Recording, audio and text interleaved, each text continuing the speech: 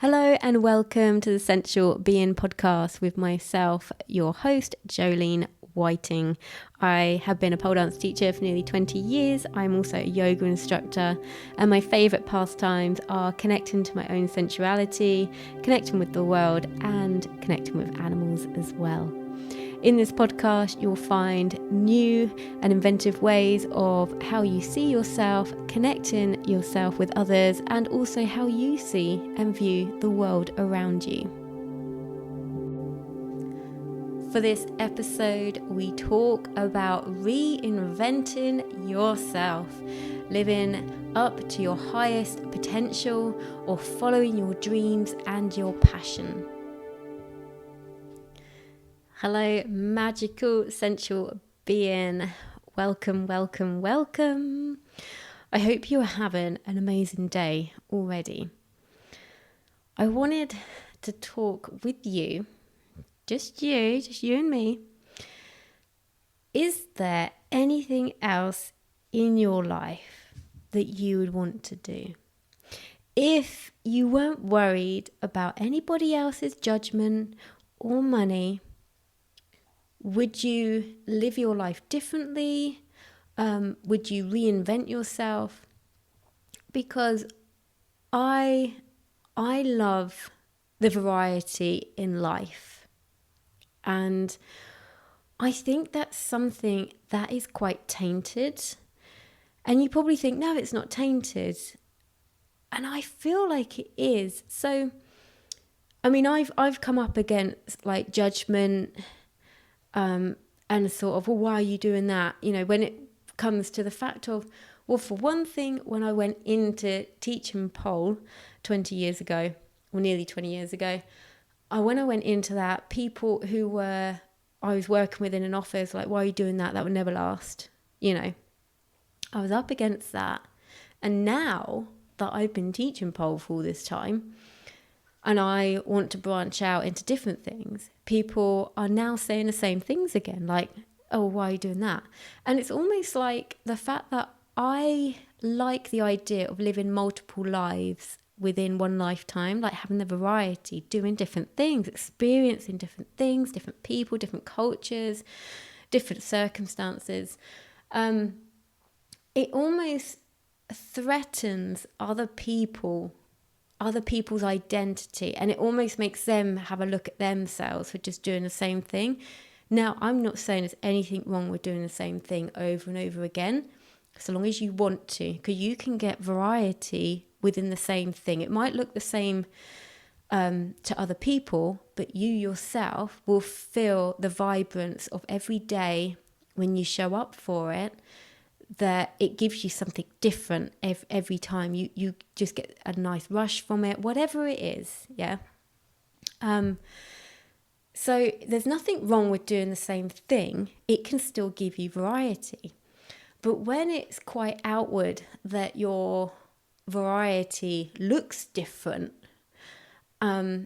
people get a bit taken back and they don't know how to react to it. Now, I remember growing up and my dad had the same job for like 35 years, pretty much. He had a few different jobs within it, but he was at the same company. He was in the same line of work for all that time. Now, that was the culture that I grew up with. Now, if you find someone that's been in the same job with the same company, employed for that sort of time, it's unheard of. It just doesn't happen anymore. But somehow when you want to branch off and do something that you're creating for yourself, people don't know how to react to it, particularly if you've done the same thing all your life. But the way I look at it, so this is some wishful thinking coming up right here for you. So for example, I'm currently 41. And when I think about my life, I think about like, well, you know, like when I was a kid, that seems so long ago. But then when I look at, touch wood, how long I could live for, maybe I'm going to live like to be 80 or 82. Yeah, let's go for 82. So that means I'm potentially halfway through my life. And I'm like, bloody hell, like that's crazy to think that I have all that half to go again.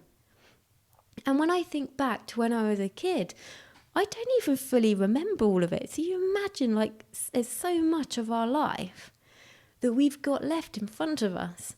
And to be honest, I know I'm taking that because I'm 41. You might be much younger, you might be much older. It doesn't matter. What matters is how you look at the time that you've had and what you've got potentially left. I mean, at the end of the day, no one knows anything. So don't live thinking, well, I'll just do that tomorrow, I'll do it tomorrow. No, the time is still right now. But it's still nice to have that reflection, yeah? But when you cast back to being a baby, you can't really remember it.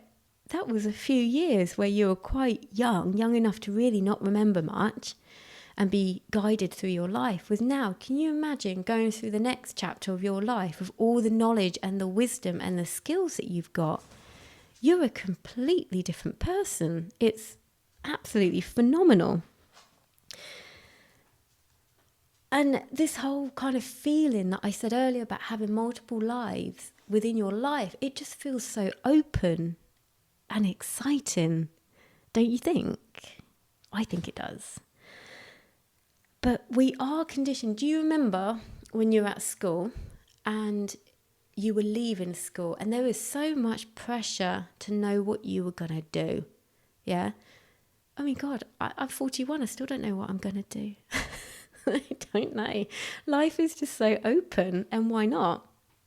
But there was so much pressure, and you've got to think that when you're younger, everything, you're like a sponge. Everything goes in, and if it's emotional and it's bad, it goes in deep. So the pressure of not knowing what to do, the pressure of should know what you should be doing, or thinking of certain things that you have to go and do, they cut in quite deep. They're very hard to break out of those sort of patterns. So if you are feeling awkward about this, that could be why. Yeah. But we seem to leave school and be pushed into trying to pigeonhole our skills. You know, you go and do A-levels and then university, and then you've got to use those skills. But you're really pigeonholing yourself, and you don't have to. And the amount of people that go through uni and then come out the other side and go, well, I've got that, but, you know, I'm not going to use it. I'm actually going to do something else, because they've been enlightened throughout their journey of, actually, what do I want to do? The world is more than what I was learning about. Or maybe not. Maybe people are staying in that same passion, if it really was a passion for them. But I feel like so many people are pushed into things, and you take that with you throughout the rest of your life.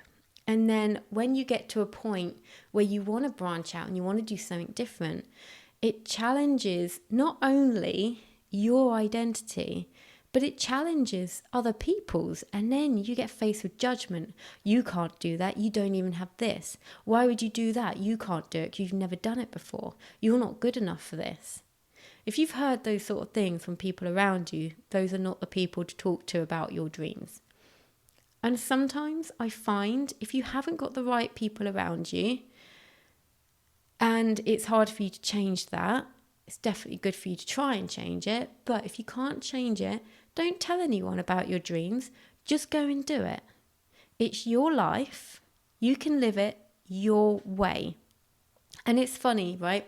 So people will ridicule you and say, oh, you know, not good enough for this, not good enough for that.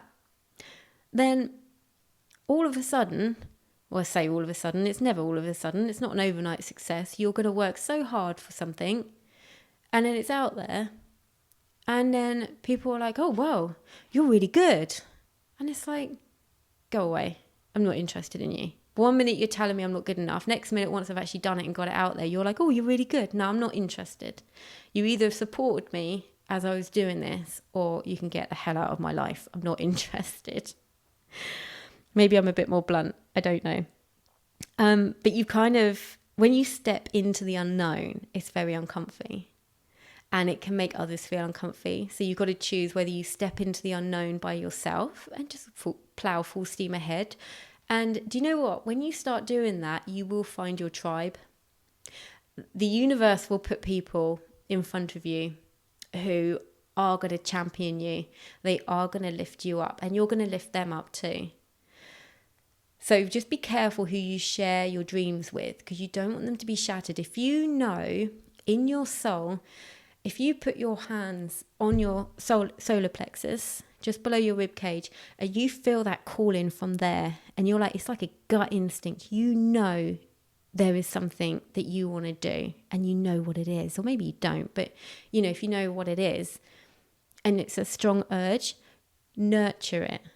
Be careful who you share it with, because you do not want to get that ruined. You want that calling to get so strong that there is nothing else that you can do apart from that, because you need to do it. You need to share your gifts with the world. You need to share your story, your talent, your passion, whatever it is. Yeah. And you can find a lot of the time this comes with age. So you'll hear it a lot, not only, but you'll hear it a lot like midlife crisis. Yeah. Midlife crisis. I mean, crisis, for God's sake. It isn't a crisis. It's like an enlightenment. Yeah. But that word, midlife crisis, you're bad, like there's something wrong with you. No, you've just realized that there's more to life than what you've been doing. Like maybe, particularly if you've had kids at the sort of age where they push you to have children, and then your children grow up and they leave school for college or like uni, or they move out, and you're suddenly left alone in this void. And then you're like, well, I could actually do the thing I was thinking about.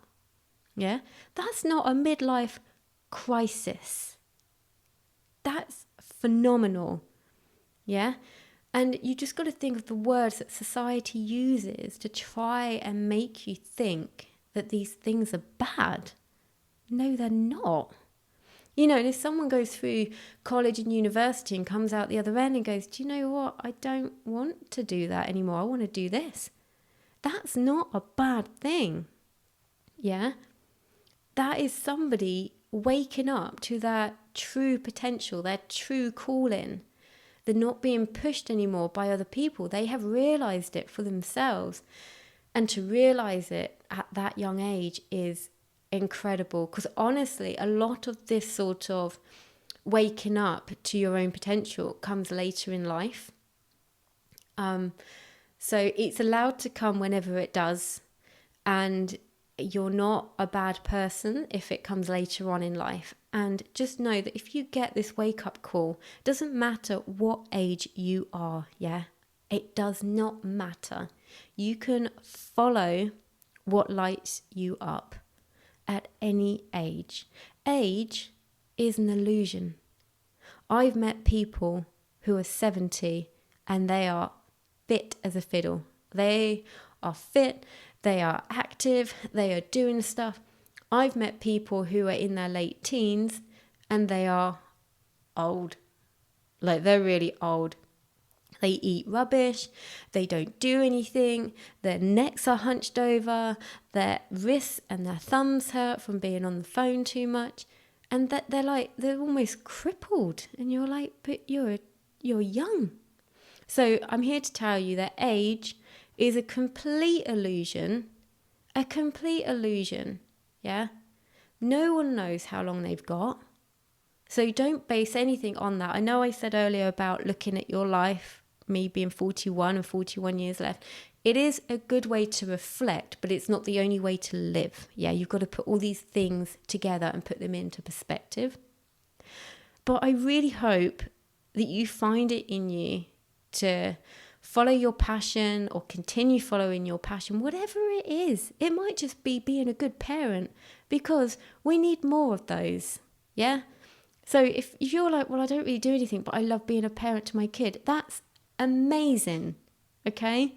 So whatever your passion is valid. It's valid for you as long as it lights you up. Anyway, I will love and leave you there. I appreciate you. Remember to lead through your life with your heart and to live with intention. Thank you so much for tuning in today. If you enjoyed this episode, please do share it with your friends and on social media. If you have the time to rate or review this podcast, I'd be ever so grateful. If you'd like to follow me on Instagram, you can find me at Jolene Sensual Being. The links to my YouTube and to sign up to my mailing list will be in the show notes as well. I look forward to speaking with you again very soon.